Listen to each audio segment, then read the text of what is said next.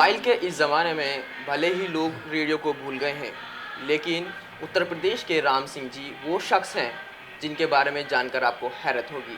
हर शख्स को किसी न किसी चीज़ का शौक़ होता है। राम सिंह जी को रेडियो का शौक़ है। इसी शौक़ की वजह से राम सिंह जी के पास तकरीबन 1500 से ज़्यादा रेडियो मौजूद हैं, जिसमें 1100 डिफरेंट टाइप के हैं।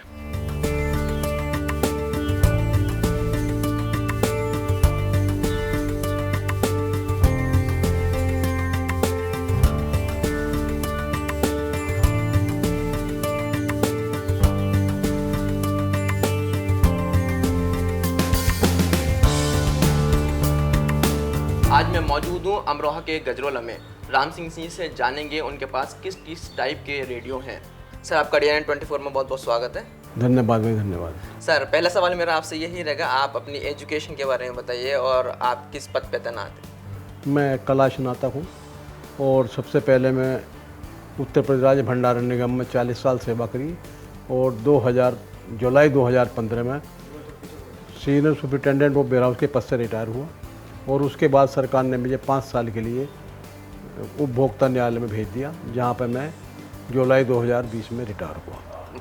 अभी हाल ही में रिटायर हुए आप? हाँ जी, हाँ। और उसके बाद जो मैं काम तो पहले से ही कर रहा हूँ, रेडियो का कलेक्शन का है उसका, लेकिन उसके बाद जब मैं बिल्कुल फ्री हो गया हूँ नौकरी से, तो मुझे और अच्छा चांस मिला और मैं ज़्यादा कलेक्शन इकट्ठे कर रहे हूँ।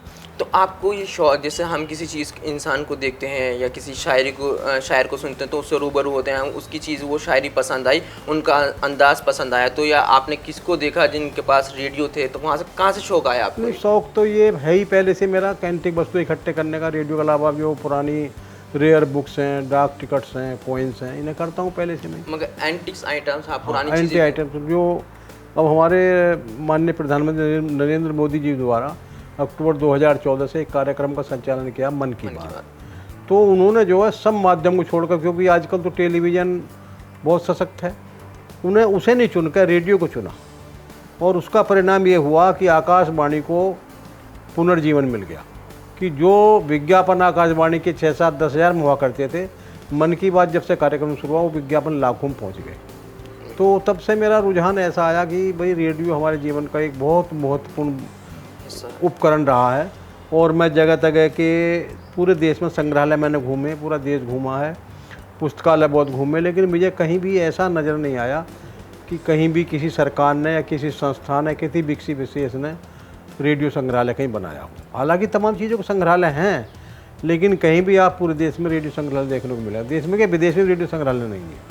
हालांकि ऐसा मैंने पढ़ा है, रोटी तक का संग्रहालय है, जूते तक का संग्रहालय है, छाते तक का संग्रहालय है, मतलब ऐसी वस्तुओं का संग्रहालय है जिसे आप सोच नहीं सकते। लेकिन हमारे मानव जीवन का जो इतना महत्वपूर्ण अंग रहा है रेडियो, उसका संग्रहालय बनाने की आज तक किसी नहीं सोची। तो मेरे मोदी जी के उससे बाद बड़ा विचार आया और उन्होंने मुझे जो अभी 18 मई 2023 को पहली बार इंडिया में विश्व संग्रहालय दिवस मनाया गया। उसमें मुझे जो है जाने का मौका मिला, प्रधानमंत्री जी की बात सुनने का मौका मिला। तो उन्होंने ये आह्वान किया सब लोगों से कि आप जो है अपने घर में छोटे छोटे संग्रहालय बनाएं और अपनी जो पुरानी वस्तुओं से ना फेंकें, क्योंकि आने वाली पीढ़ी जो है उससे बहुत बड़ी जानकारी लेगी। तो यही है, रेडियो एक चीज़, वो हमारे जीवन की वो चीज़ रही है। आपने जैसा आज मोबाइल लड़के रखते हैं ना, कोई व्यक्ति चिपका रहता है हर समय। मैंने खुद देखा है कि लोग खेत में, खलियान में, रसोई में कहीं भी जाते थे, रेडियो उनका साथी हुआ करता था। और यहाँ तक इसका क्रेज़ था कि जब लड़की की शादी होती थी, इसके बिना दहेज अधूरा माना जाता था। मैंने खुद देखा है, अपनी शादियों में देखा है, सब में देखा है कि रेडियो, साइकिल, घड़ी का बड़ा क्रेज हुआ करता। रेडियो अगर कोई नहीं देता था तो कहते थे लोग, यार कुछ नहीं दिया, उन्होंने रेडियो दिया नहीं। रेडियो का इतना क्रेज था, देखा जाए तो मतलब उनकी अगर शादी में रेडियो नहीं दिया तो कुछ नहीं दिया फिर। हाँ, वो कहते थे यार रेडियो तो मिला ही नहीं। तो इसके बिना भाई समाज, ये दहेज भी अधूरा माना जाता। तो हमारा बड़ा महत्वपूर्ण रहा है। और आज जो हम टेलीविज़न, मोबाइल में रेडियो वो देख रहे हैं, ये रेडियो से ही संभव है, क्योंकि टेलीविज़न का और या मोबाइल का जन्मदाता रेडियो ही है। उसका कारण है कि जो ऑडियो है वो सब रेडियो तरंग की है। आज रेडियो तरंग बंद कर दीजिए, मोबाइल और टेलीविज़न डिब्बा बन कर रह जाएंगे। तो मेन योगदान जो वो रेडियो का ही है, टेलीविज़न को और मोबाइल को लाने में। आजकल ये है कि आपने देखो, पहले रेडियो भारी भरकम बक्से आप देख रहे होंगे, 1-2 फीट के, 3 फीट के, 5-5, 6-6 किलो वजन के हुआ करते थे। फिर पोर्टेबल रेडियो आए, फिर हैंडी रेडियो आ गए, फिर जो पॉकेट रेडियो आ गए, सुविधा के अनुसार चलता रहता है वो तो। और लोगों का ये मानना है मोबाइल आ गया रेडियो ख़त्म हो गया, मेरा मानना रेडियो कभी ख़त्म नहीं हो सकता, जी क्योंकि जब तक इसमें टेलीविज़न में या मोबाइल में या और भी आ रहे हैं आजकल आवाज़ तरंग हैं, वो रेडियो से ही संभव हैं। बिना और रेडियो के तो वो चलेगा ही नहीं कोई भी चीज़। तो इसलिए रेडियो का आकार बदलता रहेगा, बदलता रहा है। आज मोबाइल में हो सकता है आगे आने वाली उसमें इससे भी छोटा हो जाए, लेकिन रेडियो आवाज़ तरंगों के बिना कोई भी चीज़ संभव नहीं है।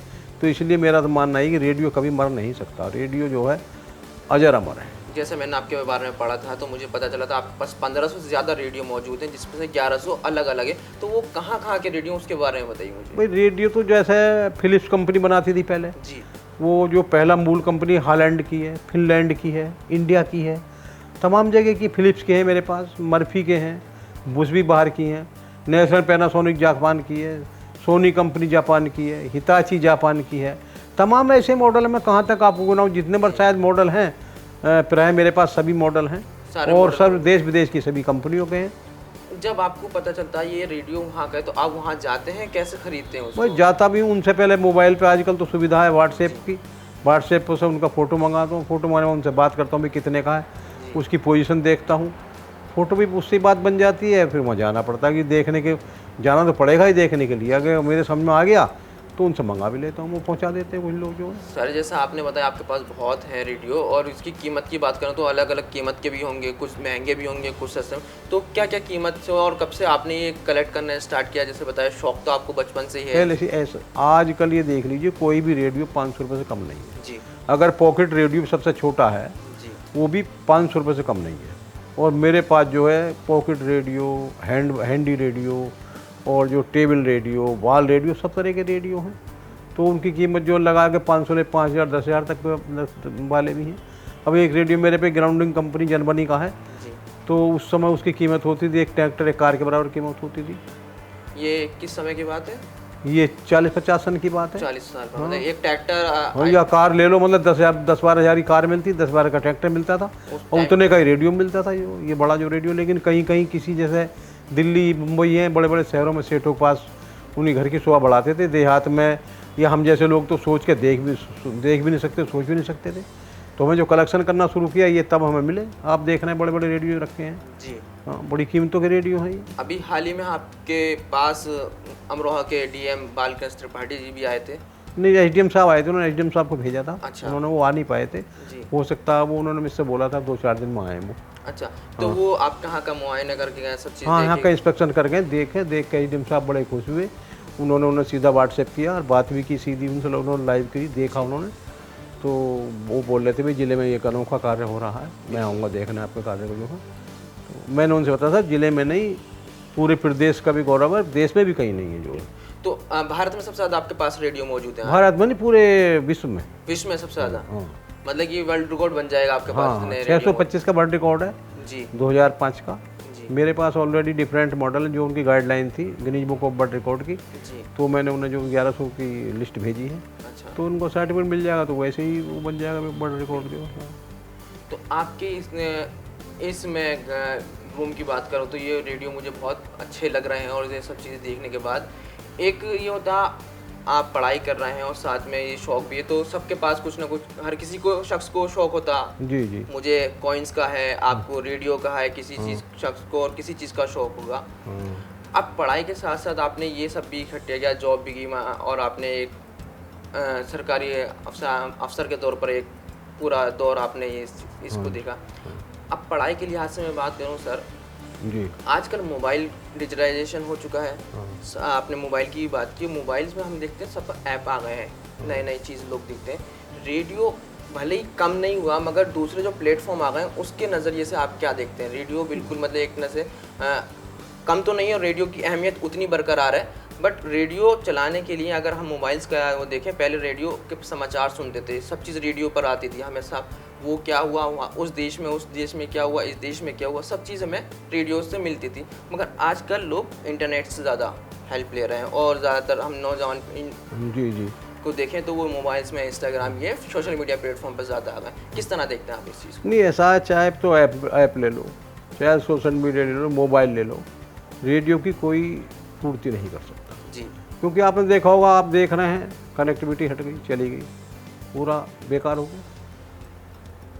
और कहीं कनेक्टिविटी नहीं है, कहीं कुछ नहीं है, कहीं आपने देखा होगा मोबाइल ले गए वो तरंगी उसके वही नहीं आ रहे, तो बेकार। लेकिन रेडियो एक ऐसा माध्यम है सुनने का, जानने का, ज्ञान का, संगीत, मनोरंजन का।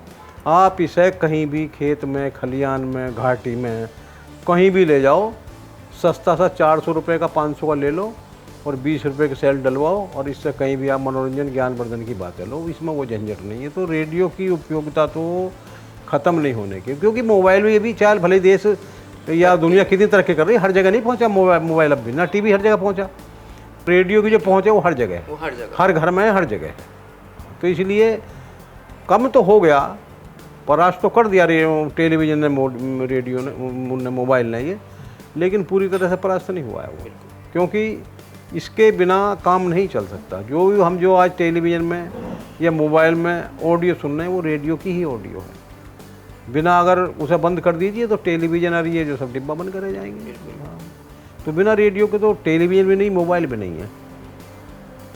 अब मैं बात करूं सर, आपको रेडियो का शौक है, रेडियो आप खरीदने का शौक है या बेचने का भी शौक रखते हैं? नहीं, बेचता बिल्कुल नहीं, मैं तो खरीदने का शौक है। मैं तो कलेक्शन कर रहा हूँ, बढ़ा ज़्यादा से ज़्यादा हो जा, बिक्री का तो मतलब ही नहीं पड़ता, बिक्री का नहीं है। नहीं, उस लिहाज से अगर मैं बात करूँ तो बहुत सारे लोग कलेक्ट करते हैं, फिर उसको खरीदते भी हैं और बेचते भी हैं ना। मेरा वो तो व्यापारिक काम हो गया उनका, वो तो व्यापार हो गया। जो लोग आपके यहाँ आकर देखना चाहें तो वो किस तरह आ सकते हैं? अगर वो आप चाहें तो वो लोग आए, नहीं आए, कैसे? नहीं, आए, देखना चाहिए, लोगों को जानना चाहिए। बच्चे भी आते हैं मेरे पास, जो स्कूली बच्चे आते हैं, बहुत देखते हैं, बड़े उत्सुक होते हैं। लेकिन कारण क्या, थोड़ी सी आप देख रहे हैं व्यवस्थित रूप से संग्रहालय है। जी जी। ये एक तरह से संग्रहालय नहीं कहेंगे इसे। उसका कारण क्या, मैंने देखा अब बल्क के रूप में सब इकट्ठा है ये। अब उसे संग्रहालय बनाने के लिए कम से कम, जो मैंने अंदाज लगाया, एक्सपर्ट से राय लिए, दिखाया, तो 20 लाख रुपए कम से कम खर्चा है। क्योंकि डेकोरेशन करने के लिए, इसके फर्नीचर फिक्सर करने के लिए, तो वो मुझसे संभव नहीं हो पा रहे। अगर वो संभव हो गया, अरे चल गया, या मान ली कोई आदमी हेल्प कर देता है या सरकार कोई हेल्प दे देती है, तो मेरे ख्याल में रजा लाइब्रेरी रामपुर के बाद जी यही एकमात्र उत्तर प्रदेश में संग्रहालय होगा जो लोग यहाँ आएंगे। बिल्कुल, क्योंकि ये रूट ऐसे रूट पर है, नैनीताल है, बरेली है, लखनऊ है, कौशाम्बी है, जहाँ भी जाने वाला यहीं से सामने गुजरते हैं। आना जाना दिल्ली है, दिल्ली के पास है बिल्कुल, 105 किलोमीटर है। और दिल्ली में तो आप जानते हो तमाम टीवी चैनल्स हैं, तमाम स्कॉलर्स हैं, तमाम उस प्रकार के रुचि रखने वाले लोग हैं। तो जब ये पूर्णतया खुल जाएगा, सरकार इसे संरक्षण दे देगी या कोई व्यक्ति विशेष संरक्षण दे देगा, तो ये संग्रहालय का रूप ले लेगा। तब इसे लोग देखना आएंगे, इसे जानेंगे भी, पहचानेंगे भी। रजा लाइब्रेरी के बाद शायद पूरे उत्तर प्रदेश में ये एकमात्र शोध का केंद्र होगा। तो सरकार को ध्यान देना चाहिए इस पर, जो मेरी उस पर जो, हालांकि हो सकता है मतलब जो है डीएम साहब ने इंक्वायरी कराई है, सरकार का क्या पर्पज है, कुछ तो वजह होगी जब उन्होंने इंक्वायरी कराई है। तो सर मुझे उसके बारे में बताइए, आपके पास रेडियो के अलावा क्या क्या चीज़ मौजूद है जो आप जिक्र कर रहे थे? रेडियो के पास मेरे अलावा पुरानी पांडुलिपि, जिन्हें अंग्रेजी में यूनिवर्सिटी कहते हैं, हस्तलिखित होती है, वो 300-400 साल पुरानी मेरे पास है। रेयर बुक्स हैं पुरानी, 200-300 साल पुरानी। उसके बाद न्यूज़पेपर्स हैं मेरे पास। आज़ादी, जिस दिन देश आज़ाद हुआ था, लोगों ने खबरें पढ़ी थी, उस दिन का भी 15 अगस्त 1947 का भी न्यूज़पेपर है। और देश का, जब देश आज़ाद हुआ था तो फर्स्ट नक्शा जो इशू हुआ था वो भी मेरे पास है। इसके अलावा सन 1870-75 से लेकर डाक टिकट 2000 तक के डाक टिकट हैं, और सिक्के भी हैं काफ़ी पुराने।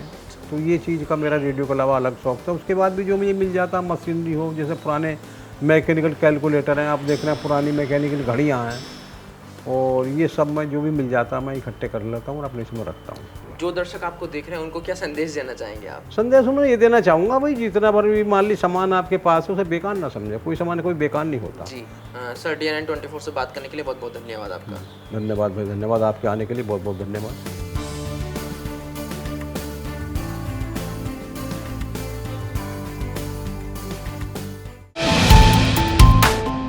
जो है आपके आसपास, आपके शहर का खास, वो दिखाएगा आपको DNN 24, आपका अपना डिजिटल न्यूज नेटवर्क। तो फिर कीजिए लाइक, सब्सक्राइब और फॉलो।